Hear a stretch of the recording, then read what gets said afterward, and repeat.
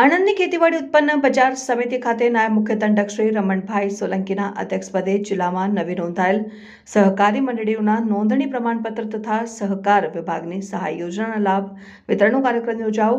નાયબ મુખ્ય દંડક રમણભાઈ સોલંકી સહકારથી સમૃદ્ધિની પહેલને સાકાર કરવા સહકાર મંત્રી અમિતભાઈ શાહના નેતૃત્વમાં સહકારિતા ક્ષેત્રે સમગ્ર દેશમાં છેલ્લા 1 વર્ષમાં 10,000 નવરચિત વિવિધ કાર્યકારી પેક્સ દૂધ અને મત્સ્ય સહકારી મંડળીઓનો શુભારંભ કરવામાં આવ્યો છે. જે અન્વયે ગુજરાત રાજ્યમાં પણ 800 જેટલી સહકારી ક્ષેત્રની મંડળીઓની શરૂઆત કરવામાં આવી છે. આણંદ જિલ્લામાં પણ નવી નોંધાયેલ 2 દૂધ મંડળીઓ તથા 2 પ્રાથમિક સેવા સહકારી મંડળીઓ શરૂ કરવામાં આવી છે.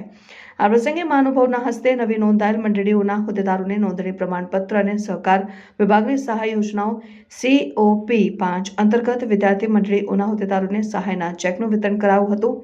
આ કાર્યક્રમમાં ધારાસભ્ય શ્રી યોગેશભાઈ પટેલ, ખેડા જિલ્લા મધ્યસ્થ સહકારી બેંકના vice chairman Rajendrasinh Parmar, director સર્વ મહેન્દ્રસિંહ પરમાર, ભરતભાઈ પરમાર, નવા નાબાર્ડ DDM અને ખેડા જિલ્લા મધ્યસ્થ સહકારી બેંકના અધિકારીઓ, સહકારી મંડળીઓના જિલ્લા રજિસ્ટ્રાર શ્રી સહિત 300 ઉપરાંત દૂધ તથા સેવા મંડળીઓના સભાસદો ઉપસ્થિત રહ્યા હતા.